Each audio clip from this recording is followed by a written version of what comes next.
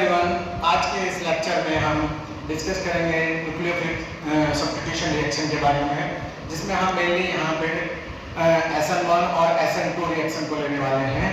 आइए स्टार्ट करते हैं nucleophilic substitution reaction. Nucleophilic substitution reaction में मैंने यहाँ एक एग्जांपल लिया है एल्काइल हैलाइड का, जिसमें न्यूक्लियोफाइल अटैक करता है एल्काइल हैलाइड पर और प्रोडक्ट बनाता है और हैलाइड को रिमूव कर देता है। तो यहाँ पर इस न्यूक्लियोफिलिक सब्स्टिट्यूशन रिएक्शन में जो एल्काइल हैलाइड में हैलाइड का रिमूवल हो रहा है और न्यूक्लियोफाइल का जो है एडिशन हो रहा है, तो इसे हम दो तरीके से समझ सकते हैं, बाया SN1 रिएक्शन और बाया SN2 रिएक्शन। SN1 रिएक्शन क्या होती है? सब्स्टिट्यूशन न्यूक्लियोफिलिक रिएक्शन यूनिमोलिकुलर, जिसमें रिएक्शन की मॉलिक्युलरिटी क्या होती है? यूनिमोलिकुलर होती है। और SN2 रिएक्शन में जो मॉलिक्युलरिटी होती है वो बाइमोलिकुलर होती है।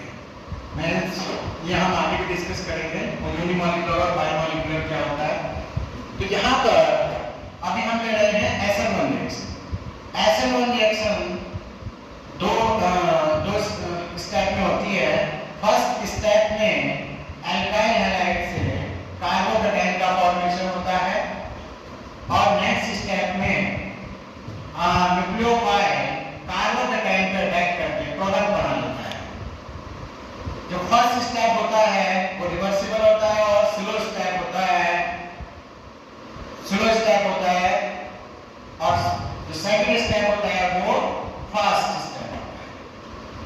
तो इस रिएक्शन SN1 रिएक्शन पाथवे से हम क्या क्या चीजें ऑब्जर्व करते हैं? पहले देखते हैं कि जो ये रिएक्शन है वो टू स्टेप में होती है।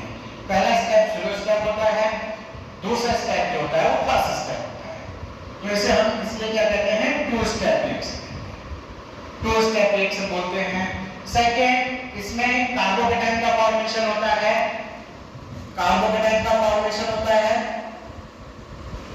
और थर्ड यहाँ पर जो रेट डिटरमाइनिंग स्टेप होता है वो हमारा स्लो स्टेप होता है, जिसमें केमिकल काइनेटिक्स के थ्रू अगर हम बताएं तो रेट ऑफ रिएक्शन जो होता है वो एल्काइल हैलाइड की कंसंट्रेशन के डायरेक्टली प्रोपोर्शनल होता है।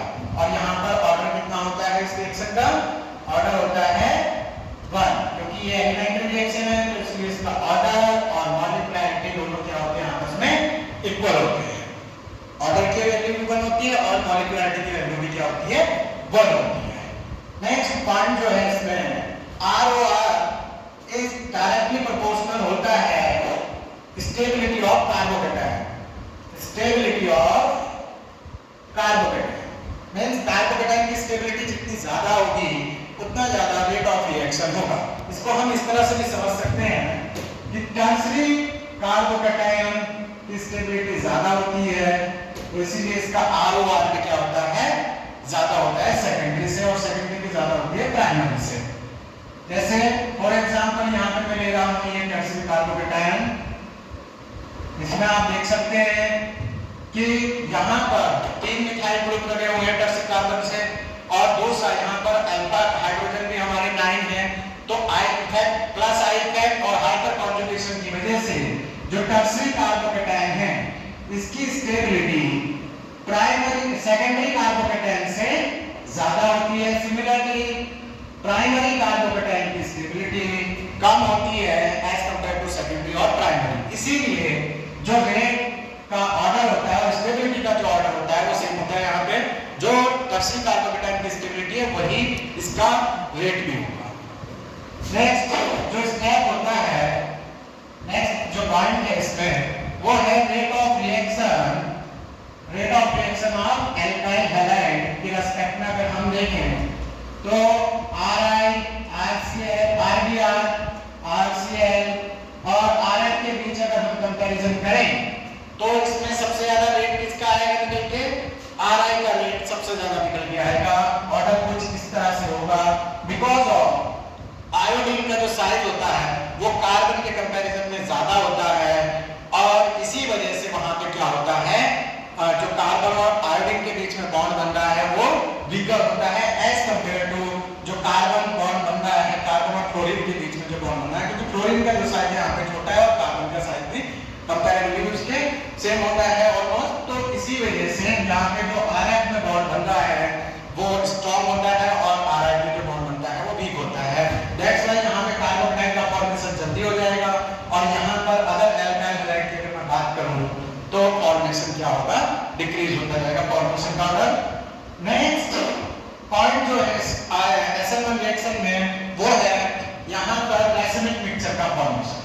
यहाँ पे जो हमें प्रोडक्ट मिलता है वो रैसिमिक मिक्सचर मिलता है, उसमें रैसिमिक मिक्सचर 50% D फॉर्म होती है प्रोडक्ट की और 50% L फॉर्म होता है। मींस दो आइसोमर का फॉर्मेशन होता है, एक होता है डेक्स्ट्रोरोटेटरी, दूसरा होता है लिबोरोटेटरी, जिसमें 50% डेक्स्ट्रोरोटेटरी होता है और 50% लिबोरोटेटरी होता है। तो ये था कुछ मेन पॉइंट्स SN1 रिएक्शन के बारे में। आगे अब डिस्कस करते हैं SN2 रिएक्शन के बारे में।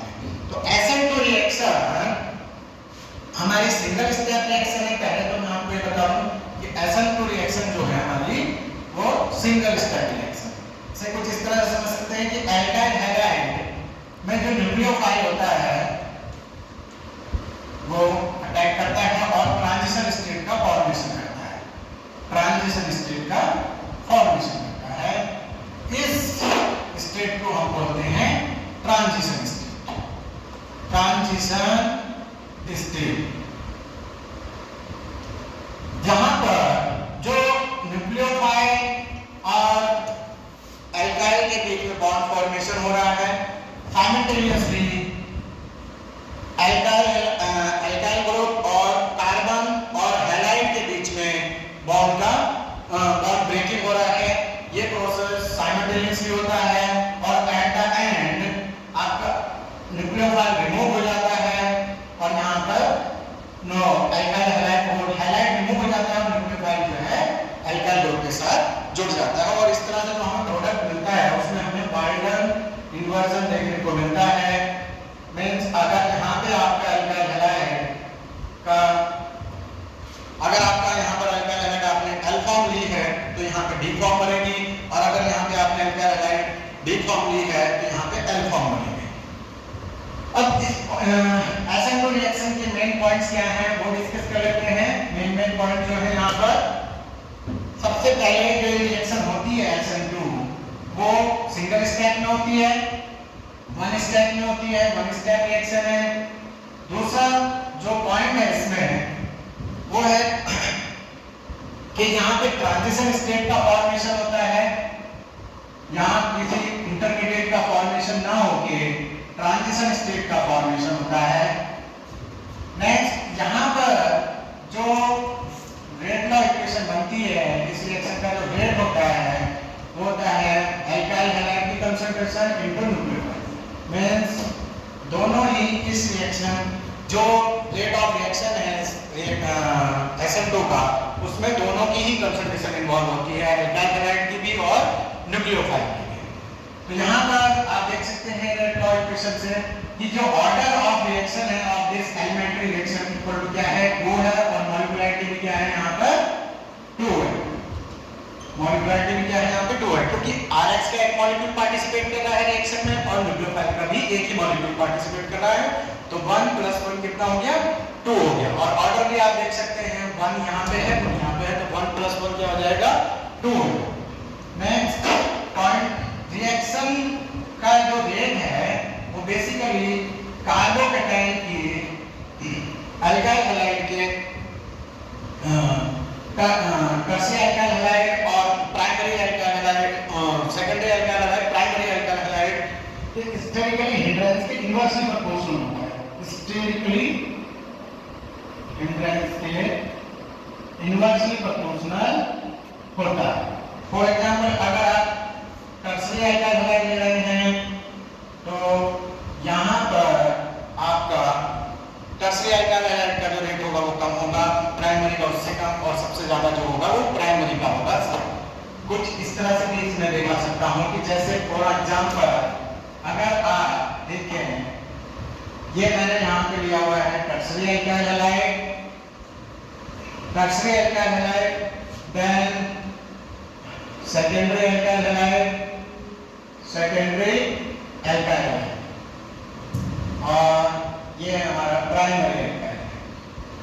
प्राइमरी जब न्यूक्लियोफाइल आता है तो सेकेंडरी एल्काइल हैलाइड में इन एल्काइल ग्रुप के साथ न्यूक्लियोफाइल का स्टेबिलिटी हिंड्रेंस होता है, जिसकी वजह से वो टर्शरी कार्बोकेटाइन पे प्रॉपर तरीके से इतना अच्छे से अटैक नहीं कर पाता। जबकि सेकेंडरी एल्काइल हैलाइड की अगर मैं बात करूं तो यहाँ पे as compared to tertiary alkyl halide जो है न्यूक्लियोफाइल को जो है कम स्टेबिलिटी हिंड्रेंस होता है, क्योंकि यहाँ पे दो ही एल्काइल ग्रुप हैं और यहाँ पर न्यूक्लियोफाइल का स्टेबिलिटी हिंड्रेंस जो है कम होता है कार्बन के साथ, तो इसलिए इसका जो अटैक काफी फास्ट होता है और जिस वजह से रिएक्शन का जो रेट है वो ज्यादा होता है in case of primary alkyl halide. यहाँ पर जो नेक्स्ट पॉइंट है वो है आपका, इसमें हमें देखने को मिलता है क्या, वाल्टन इन्वर्जन। वाल्टन इन्वर्जन मतलब यहाँ पे हमें जो है स्टीरियोकेमिस्ट्री जो है प्रोडक्ट की डिफरेंट आती है रिएक्टेंट के कंपैरिजन में। मींस अगर आपका रिएक्टेंट डी फॉर्म है रिएक्टेंट में तो आपको प्रोडक्ट में एल फॉर्म मिलेगी, और अगर एल फॉर्म है आपके रिएक्टेंट की तो आपको डी फॉर्म मिलती है, तो जिसे हम वाल्टन इन्वर्जन भी कहते हैं। तो ये था कुछ मेन पॉइंट्स एसेक्टो रिएक्शन के बारे में। आइए अब कुछ आपको बताते हैं एम्बिडेंटेड न्यूक्लियोफाइल के बारे में कि एम्बिडेंटेड न्यूक्लियोफाइल अगर होता है तो किस तरह का प्रोडक्ट बनता है, कौन सा एटम अटैक करता है और क्यों करता है, तो इसके बारे में भी मैं आपको बता देता हूं थोड़ा सा। यहाँ पर मैंने लिया हुआ है primary alkyl halide. Primary alkyl halide कि मैं जो रिएक्शन करा रहा हूँ ये मैं करा रहा हूँ इस न्यूक्लियोफाइल से, जिसमें आप देख सकते हैं कि CN पोटेशियम साइनाइड लिया हुआ है मैंने न्यूक्लियोफाइल, और ये एक स्ट्रॉन्ग न्यूक्लियोफाइल है जिसमें कार्बन के ऊपर क्या है, नेगेटिव चार्ज है। यहाँ पर ये स्ट्रॉन्ग न्यूक्लियोफाइल होने की वजह से इस पर अटैक करेगा, यहाँ अटैक करेगा और क्या बनाएगा आपका अल्काइल साइनाइड, यहाँ से बन जाएगा आपका। और दूसरा अगर मैं लेता हूं यहाँ पर एम्बिडेंटेड न्यूक्लियोफाइल, तो ये भी आपका क्या है, यहाँ पे अगर इसकी स्ट्रक्चर आप देखें NO- की, NO- में आप अगर स्ट्रक्चर देखेंगे तो O- और यहाँ पे जो नेगेटिव चार्ज है वो ऑक्सीजन के ऊपर है, तो ऑक्सीजन यहाँ पे अटैक करेगा एल्काइल हैलाइड के ऊपर, ना कि नाइट्रोजन बाइंड करेगा। इसलिए यहाँ पे हम जो बाइंड कर रहा है वो ऑक्सीजन बाइंड करेगा एल्काइल हैलाइड के साथ। नेक्स्ट जो है यहाँ पे मैं ले रहा हूँ एम्बिडेंटेड न्यूक्लियोफाइल AgCN, जो कि एक कोवैलेंट कंपाउंड है। कोवैलेंट कंपाउंड है तो इसमें न्यूट्रल मॉलिक्यूल है, इस पे यहाँ पे किसी के ऊपर भी कोई नेगेटिव, किसी तरह का नेगेटिव चार्ज नहीं है। यहाँ पर हमारा नाइट्रोजन अटैक करेगा तो प्रोडक्ट बनेगा वो कुछ इस तरह से बनेगा, एंड आइसोसाइनाइड बनेगा, आइसोसाइनाइड। और जो नेक्स्ट अगर मैं AgNO को लेता हूं तो इसकी जो स्ट्रक्चर होती है कुछ इस तरह से होती है, NO।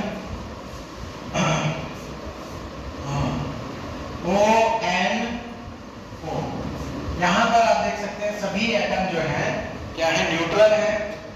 इस केस में जो लेस इलेक्ट्रोनेगेटिव एटम होगा वो हमारा